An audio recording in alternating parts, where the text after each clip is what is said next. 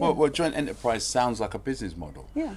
And so that's why I've come across, because a lot of young people, if you say joint enterprise to them, they go, I don't know what you're talking about. But I honestly think that young people need to understand the implications of what joint enterprise is and how it can affect their lives. Because you just showed me how many cases have you got here? Well, we are currently supporting over 800 prisoners. But it's probably a bit higher than that because we release people in the system.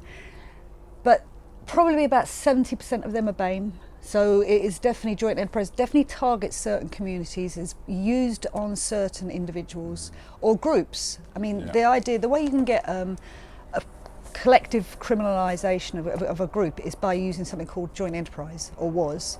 They've now changed that to, if they're calling it parasitic accessorial liability, right? So they're trying to make it quite complicated language. Yeah. So accessorial liability is what they're using now. But what they were using over the last 10, 15 years very, very heavily was joint enterprise. Yeah. And what they needed to do was prove that two or more individuals had the same intention and foresight as the person who carries out the crime. So most of the people we're supporting have been convicted of murder, and they haven't necessarily murdered. Done. No, a lot of them are not at the scene. A lot of them are at the scene but have left the scene when something else, the altercation leads into something else. A lot of them received a phone call earlier in the day, so that can bring them into the joint enterprise because you knew what was going to happen. What was going to take place that day. A lot of them are very young, vulnerable people who have no indication that a crime has happened anyway, but they can then say, well, you're a part of that group, or they'll use the gang narrative. Yeah. That's really to bring tie you into that. And often, I call them the Caspers, because they're the friendly white ghost.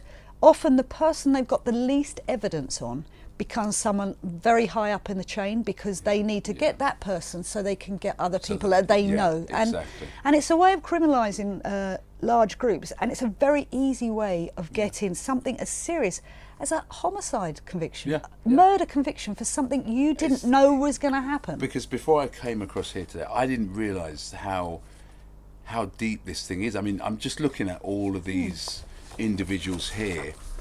These are all people that you're working with. You're working with their families, and there's just a wide section of people. They're mostly young. Yeah, I can see mostly young people. Yeah, this young girl is named Emma, and that's Charlotte, and so it's not just boys and it's not just men. It's like children.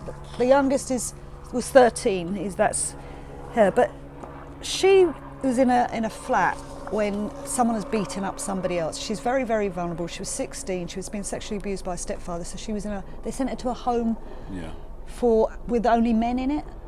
Anyway, so this man has told her to drive him and the guy he's beaten up to a forest. So vulnerably, she does that because she's actually she's really petite and she looks about 12. And she does that, and the next day she can't wrestle with her conscience because she doesn't know what's happened to the guy that he's dumped or he's taken into the forest. So she goes to the police.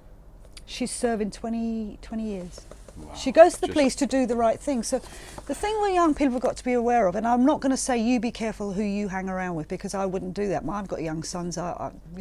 They choose their friends, and you always choose your friends wisely.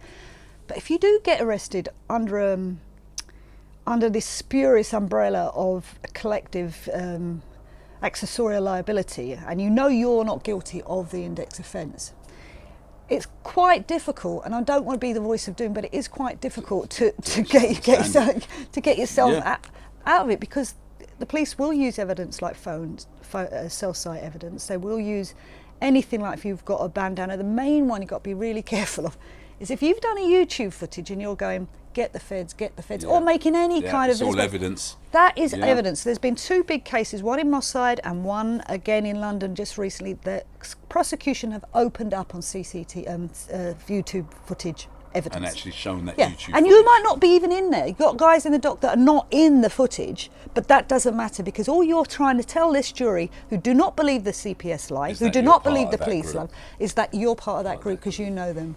And it's just scary. I'm just blown away. I know. And some of these cases I've seen them in the newspaper, and it's, just to know that you're actually working with them and they're there because of joint enterprise is what's frightening for me.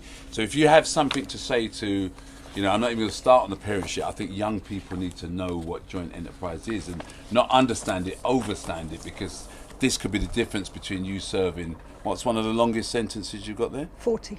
40 years? Yeah. Serving 40 years? Yeah, we've got a guy who's serving 32 years for making a phone call from prison. He's phoned his brother outside of prison. His brother then is picked up for a shooting that he couldn't possibly have done, and the boy gets 32 years for that phone call.